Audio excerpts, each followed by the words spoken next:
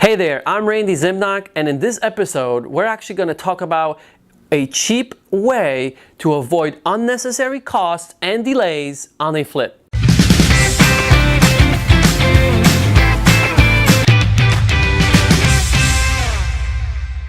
Alright guys, so this strategy will only work if you actually do this before you purchase the property if you're the investor.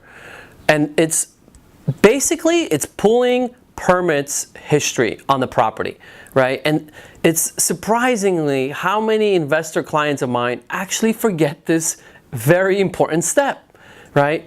Because why would you want to do that? Well, there's many reasons, which I'm going to actually get into, but let me tell you how first, right? The how is usually could be done online, and that's the amazing thing about everything in today's age, right? Everything is online. So, for example, in San Diego, many areas in San Diego, we could actually pull the permit history online, which is awesome, right? Most areas, it will be free. Some maybe they'll charge you $1 or $2 per record. Whatever, it's worth it, right? Whatever the cost is, it is worth it. This is your property if you're the investor that is going to be stuck with whatever you find on this house, right? That's being carried with it. And in other areas, you might have to actually go to the city, right? And actually pull the public records, right? From the building department, right? Because that's usually where you go. You go to the building department, you pull the records, and it is public information. So in most cases, the city, the building department should be able to provide you that information, right? What is the permit history on a particular property? So it's either done online or in person. Either way, you have to do it, right? If you're the investor. If you're the agent working with an investor, please encourage them to do that, right? It's that important, right? Because you're going to then have challenges selling that house if there's something unpermitted that you find out down the road, right? So it's mutually important for both parties. So then, what can you find? There's three things that could happen, right? You go to the city or you look online, you might find that there is an open permit, right? Well, if there's an open permit, that means someone started the work, submitted plans, permit number was given, and it was never finalized. That means the inspector from the city never came and actually approved the final work, right? So that's called an open permit, right? Guess who's got to close the permit? You, the investor, if you're the one buying the property, right? So now you know what you're responsible for in terms of open permits. You might also find flagged properties, as we call them. Flagged properties, basically all it means is that there was a violation at some point. Someone in the property was doing something illegal, right? Meaning they maybe added an addition or adding a bathroom, or were doing maybe roof repair, maybe without a permit. Something that triggers a permit that was never pulled. City caught them in the middle of the work and they flagged the property, right? In that situation, it's a violation. So there might actually be even costs involved, right? That you, as the buyer in this situation, if you're the investor, you will be responsible for paying those violations, right? And on top of that, you actually then have to close that out. So now there is a violation.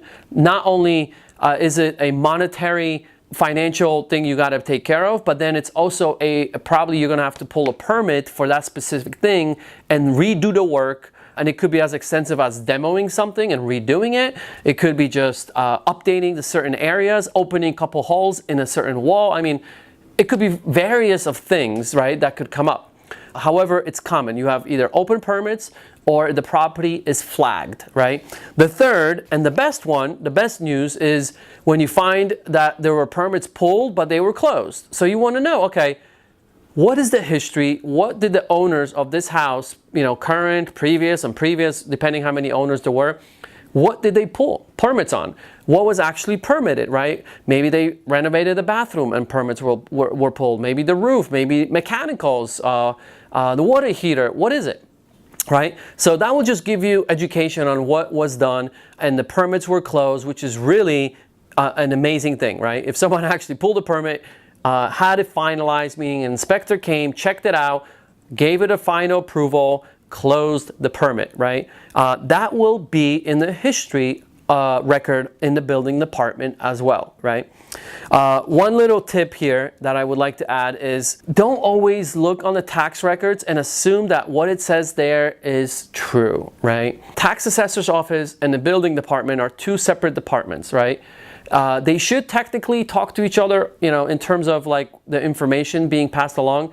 However, I would be cautious and not rely only on the tax records as far as what's there, right? In terms of the square footage, the room count, I would actually confirm everything with the building department, which is, again, another reason why you want to pull the building history, right?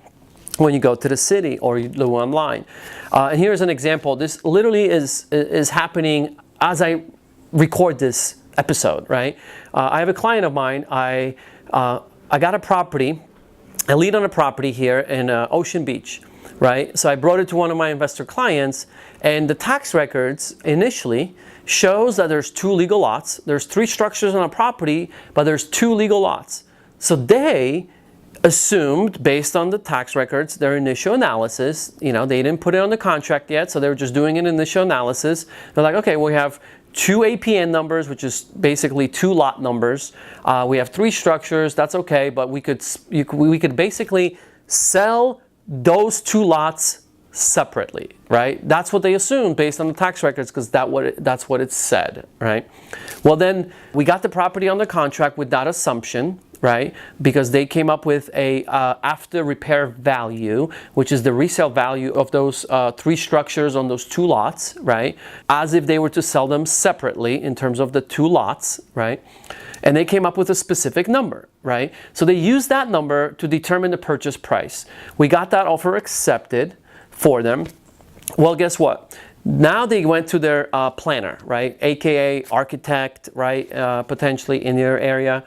So we went to a planner here in San Diego, and he then started talking to a surveyor. Well, long story short, because there's way too much to go into in terms of the details of this whole situation as it's unwinding right now as we speak.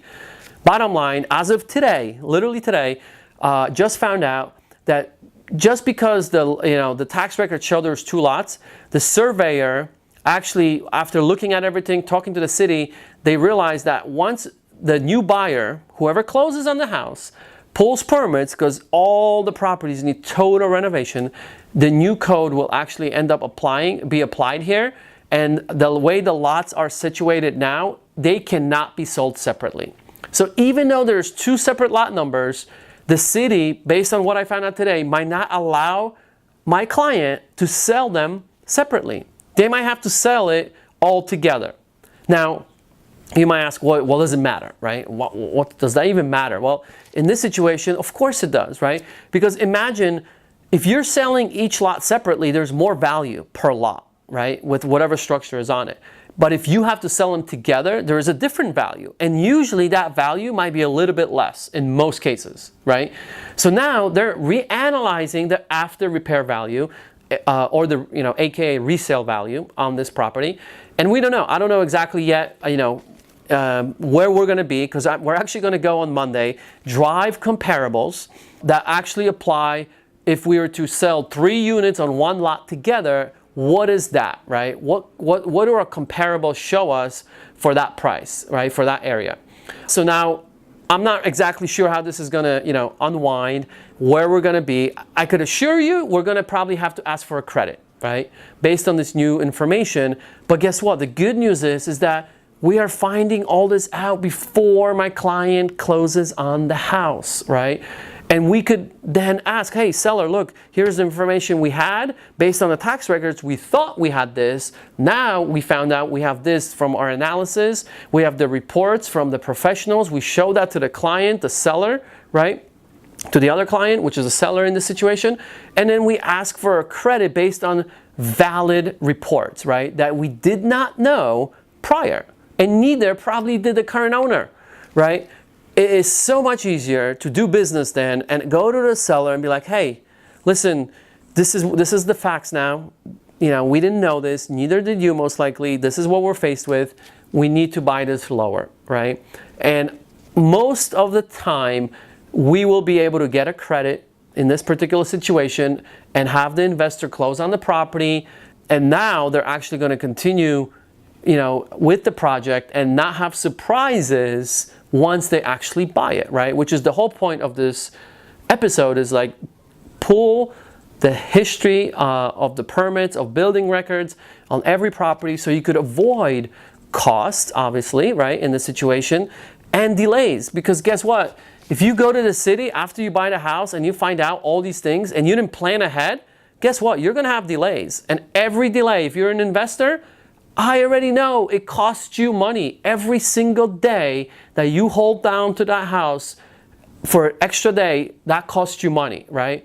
So you do the numbers. What is your cost of money that you're using to hold on to the house, and you know how much you'll be able to save.